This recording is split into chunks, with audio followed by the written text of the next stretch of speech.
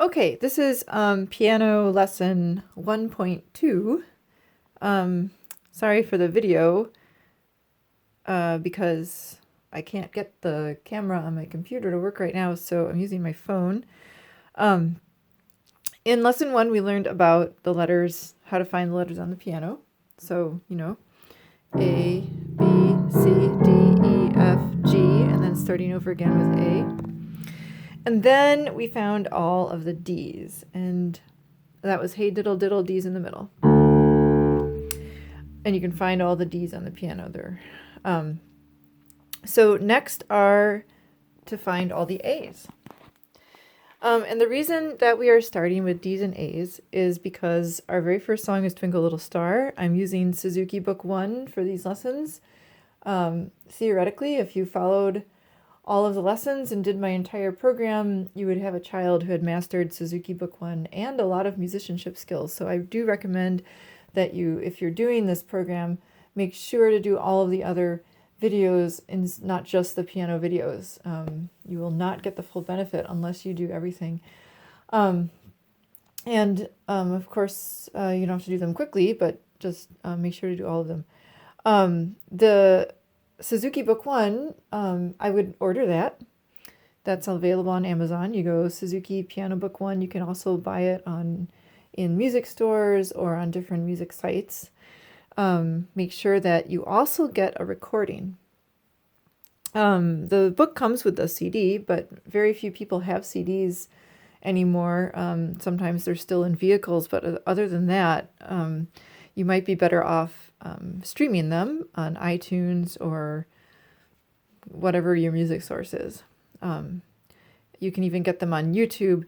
If you do use YouTube, make sure that there is a professional adult playing them and not like some kid's recital. It might be a fine recording of a child, but the adult recordings exist so that the child can listen to musical nuance and good rhythm and all that great stuff, so that down the line they emulate those things. Okay, so that being said, the first song is Twinkle. Now, another thing that is that I do is I do not start teaching in C major. And there are some reasons for that. The book is in C major, so if you can read music, that's great, but you actually won't be reading the right notes right away because I do it in a different key. So if you don't read music, you'll also be okay. No worries, I'll step you through it. I do it in D major for 2 reasons. The first one is technique. To make a hand-shaped hand, the fingers need to be their natural length. We don't want to crinkle the fingers like that. See how I crinkled the middle knuckle? We also don't want to over-straighten the fingers. If you are teaching a very young child, over-straightening the fingers is probably something they will do because their hand is small. Do not freak out. It's okay. I would just let that go, but if they are crinkling fingers, we want to stop that. Of course, when kids are little, they have motor control problems, and or maybe working on hand shape is maybe not as fun as some other things. What I do is if we play in D major, it puts the middle finger, which is the longest finger, on a black key, which makes it naturally its natural length. In order to play the F sharp in the D major scale, D, E, F sharp, G, A, in order to play that black key, the hand has to be in its natural shape. So the child will get a good enough for right now hand shape if we do it in D major. In C major, kids tend to crinkle away from the black keys, and you get crinkle town. We do not want that. C major is actually very difficult to play in at first. Despite what everyone says, it's not the easiest key to play in for technique purposes. It is the easiest key to play in for sharps and flats. There are no sharps and flats, so that's easy. But for encouraging a natural hand shape, it's actually very difficult, and D major is much easier. So that's what we do. As these piano lessons go on, I will be giving you tips for how and when to move back to C major. There is no standard time to move a student back to C major. I do it generally when they have control over their hand shape, and I try C major and see how if their hand continues to look nice, then that's when we go back.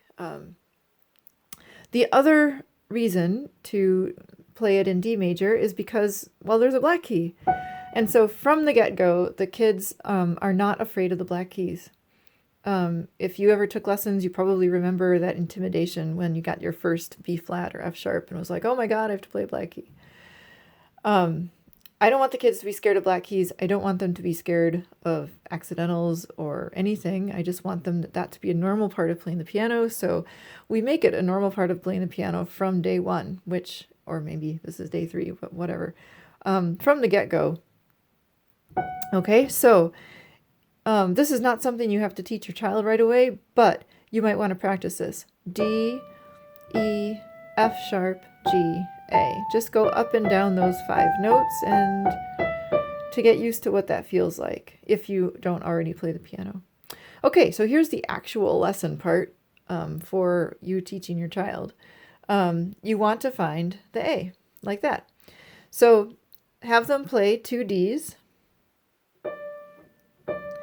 and then find the A. Ideally, you'll be finding it with finger number 4 because that's what happens in the song. That might be too many steps at once, so they can find that A with whatever finger they want to. Can find it with the thumb, with the pinky, with the 3rd finger. In fact, you can practice different fingers, just have them find that A. If it's too hard to go from 2 Ds to the A, then just have them find A's on the piano until they feel comfortable with that, and then proceed to this next step. So by the end of this lesson, you want them doing this. D, D with their thumb, and landing on A with their 4th finger. Like that. That's the end of this lesson. D, D, A. So if you have any questions, please send me an email, franzen.sigrin@gmail.com. I will be happy to support you via email if you're trying to do these at home, or leave a question in the comments or something. All right, bye.